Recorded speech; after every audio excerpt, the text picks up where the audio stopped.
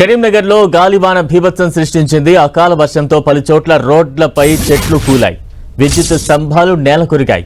దీంతో చాలా చోట్ల విద్యుత్ సరఫరాకు అంతరాయం ఏర్పడింది. అటు జిల్లాలోని బొమ్మకల్ ఫ్లైఓవర్ సమీపంలో గాలి దుమారానికి ఓ ఇంటి పైకప్పు కొట్టుకుపోయింది. భారీగా కురిసిన వర్షానికి ఇంటి గోడలు సైతం కూలిపోయాయి. విషయం తెలుసుకున్న కేంద్ర హోంశాఖ సహాయ మంత్రి బండి సంజయ్ అక్కడకు చేరుకుని బాధితులను పరామర్శించారు.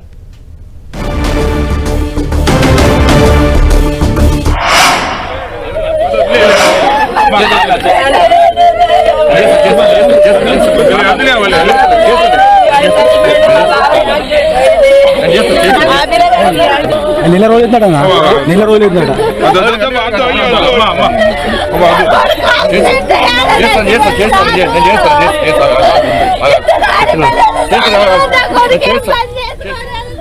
కరీంనగర్లో గాలివాన భీభత్సానికి రోడ్లపై పలు చెట్లు విరిగిపడగా అనేక ప్రాంతాల్లో ఇళ్లు నేలమట్టమయ్యాయి. దీంతో ఆ నివాసితులందరూ కూడా కేంద్ర మంత్రి బండి సంజయ్ పర్యటన నేపథ్యంలో తమ గోడను వెళ్లబోసుకుంటున్న దృశ్యాలు చూస్తూ ఉన్నాం. వర్షానికి ఇంటి గోడలన్నీ కూడా కూలిపోయిన దృశ్యాలే కనిపిస్తూ ఉన్నాయి. కరీంనగర్లో గాలి వాన భీభత్సం సృష్టించింది. దీంతో చెట్లు, విద్యుత్ స్తంభాలు నేల కొరిగాయి. అనేక ప్రాంతాల్లో నివాస ప్రాంతాలకు సంబంధించి గోడలన్నీ కూడా కూలిపోయిన పరిస్థితి. మరోవైపు ఇంటి పైకప్పులన్నీ కూడా గాలికి ఎగిరిపోయిన దృశ్యాలే కనిపిస్తూ ఉన్నాయి. ఆ ప్రాంతాన్నంతటినీ కూడా కేంద్ర సహాయ మంత్రి బండి సంజయ్ పరిశీలిస్తూ ఉన్నారు. బాధితులతో అక్కడి వివరాలు తెలుసుకుంటూ ఉన్నారు. వర్షం వల్ల కొంచెం కరీంనగర్లో చాలా ఇబ్బందులు వచ్చినాయి. చాలా ప్రాంతాల్లో చెట్లు కూలడం, ట్రాన్స్ఫార్మర్స్ అన్నీ కూడా ఫెయిల్ అవ్వడం అనుకుంటూ జరిగినాయి. మేయర్ గారు, డిప్యూటీ మేయర్ గారు, కార్పొరేటర్స్ అందరూ కూడా రాత్రి అలర్ట్ అయ్యి చెట్లను తీర్చే ప్రయత్నం చేస్తున్నారు.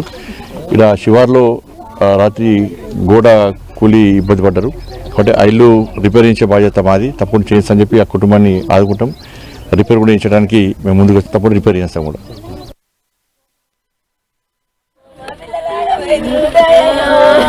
బొమ్మకల్ ఫ్లైఓవర్ సమీపంలో గాలివాన భీభత్సానికి ఇంటి పైకప్పు ఎగిరిపోయిన పరిస్థితి మనం ఈ విజువల్స్ ద్వారా అర్థం చేసుకోవచ్చు. ఇల్లు కూలిపోయిన పరిస్థితి మనం చూడొచ్చు.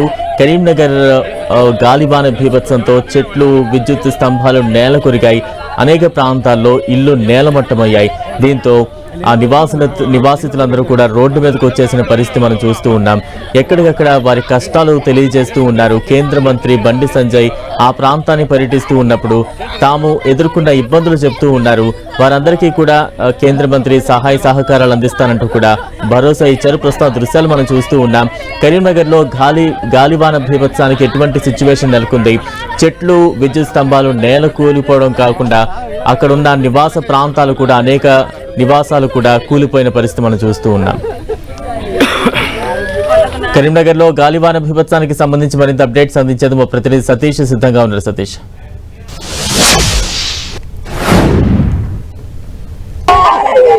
కరీంనగర్లో గాలివాన బీభత్సం సృష్టించింది. చాలా చోట్ల గాలివానకు పెద్ద ఎత్తున ఇల్లు కూలిపోయాయి. అదేవిధంగా చెట్లను కూడా విరిగి రోడ్లపైన పరిస్థితి, విద్యుత్ స్తంభాలు కూడా నేల కొరిగిన పరిస్థితి. మనం కరీంనగర్ శివార్లోని బొమ్మకల్లు ప్రాంతంలో ఉన్నాం. ఇక్కడ ఒక ఇల్లు గాలివానకి ఏ రకంగా కూలిపోయిందో చూడవచ్చు. విపరీత బలమైనటువంటి గాలులు వేయడం, గాలులో తోడు వర్షం కూడడంతో ఒక్కసారిగా ఇల్లంతా కూడా పూర్తిగా నేలమట్టమైనటువంటి పరిస్థితి.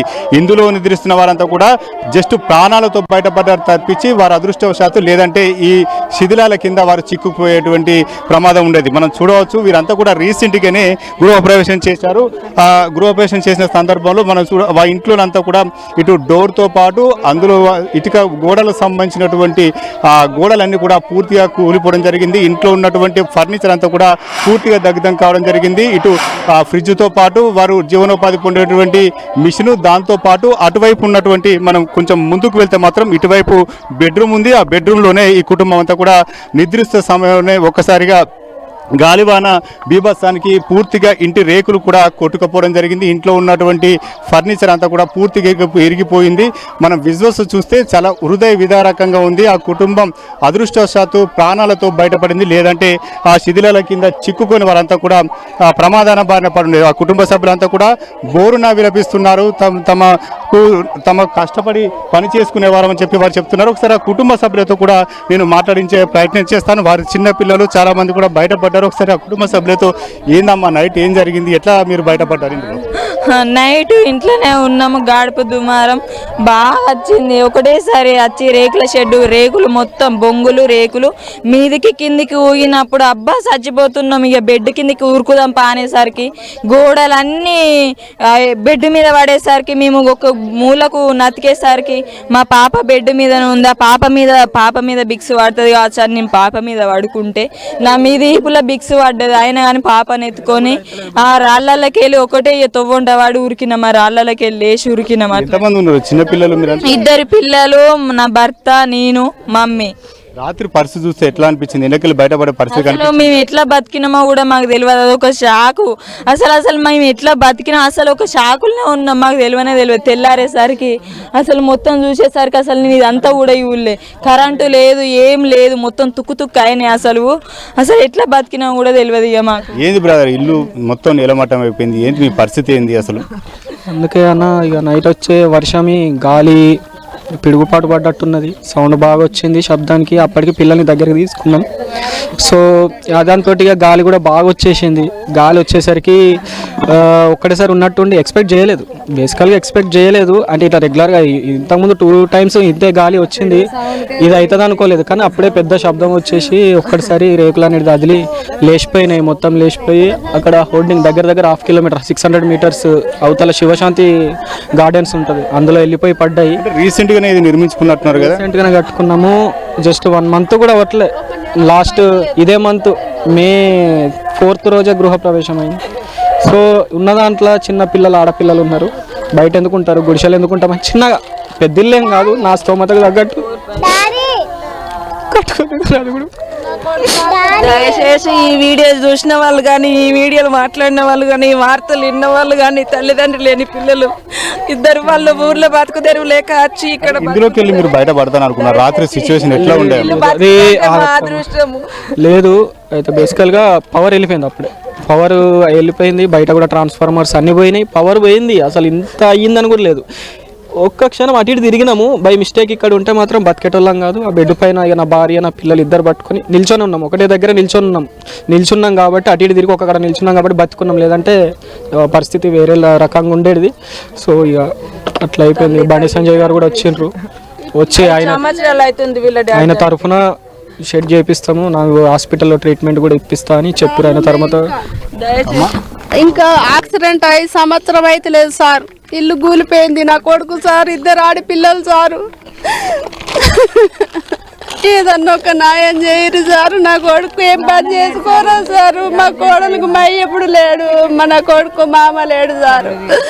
బామ్మర్ది ఒక్కడు ఉన్నాడు కానీ బామ్మర్ది చూస్తే యాక్సిడెంట్ మీరే చాలా వీరంతా కూడా హృదయ విదారకంగా రోధిస్తున్నారు. వారికి సంబంధించిన మనం చూడవచ్చు విజువల్స్. కుటుంబ సభ్యులంతా కూడా ఈ ఘటన చూసినటువంటి ఇక్కడికి వచ్చినటువంటి వారంతా కూడా కన్నీటి పర్యంతం అవుతున్నారు. అసలు ప్రాణాలతో వీరు ఎలా బయటపడ్డారు, ఇది ఒక అదృష్టంగానే వారంతా కుటుంబ సభ్యులు రోధిస్తున్న తీరు మాత్రం అందరినీ కూడా కలిసివేసింది. కొద్దిసేపటి క్రితమే కేంద్ర హోంశాఖ సహాయ మంత్రి బండి సంజయ్ కూడా రావడం జరిగింది. ఆ కుటుంబానికి కొంత భరోసా ఇచ్చేటువంటి ప్రయత్నం చేశారు. మనం చూడవచ్చు ఈ వాహనం కూడా పూర్తిగా ధ్వంసం అయిపోయినటువంటి పరిస్థితి. అందులో ఇటుకరాళ్ళు ఏవైతే కూలినటువంటి క్రమంలో ఇక్కడ ఉన్నటువంటి వాహనం కూడా, స్కూటీ కూడా దగ్ధం అయిపోయింది. ఇంటికి సంబంధించినటువంటి గోడలతో పాటు దర్వాజాలు అన్నీ కూడా నేలమట్టమైన పరిస్థితి. ఒకసారి ఇంటి నిర్మాణం చూస్తే అర్థమవుతుంది. కొంత వీరంతా కూడా జీవనోపాధి కోసం, అదేవిధంగా కుటుంబాన్ని కొంత కష్టపడి పోషిస్తున్న క్రమంలో కొంత డబ్బులు కూడబెట్టుకొని వీరంతా కూడా నిర్మించుకున్నటువంటి ఇల్లుగా చెప్పుకోవచ్చు. దాదాపు ఇక్కడ నుంచి 200 మీటర్ల పైగా ఎత్తుగా మనకు అక్కడ కనిపిస్తున్నటువంటి హోర్డింగ్ వద్దకు రేకులన్నీ కూడా ఎగిరిపోయి అక్కడ ఆగినటువంటి పరిస్థితి. ఈ సిచ్యువేషన్ చూస్తే ఒకసారి అర్థం చేసుకోవచ్చు ఏ రకంగా నైటు గాలివాన బీభత్సాన్ని సృష్టించిందో ఒకసారి అర్థం చేసుకోవచ్చు. దాదాపు ఇక్కడ ఉన్నటువంటి ఇంటి రేకులన్నీ కూడా చాలా సుదూర ప్రాంతానికి ఎగిరిపోవడం జరిగింది. ఈ రేకులన్నీ కూడా ఎగిరిపోవడంతో ప్రస్తుతం దీని మీద ఉన్న ఒక్క రేకు కూడా ఇక్కడ కనిపించకుండా పోయినటువంటి పరిస్థితి.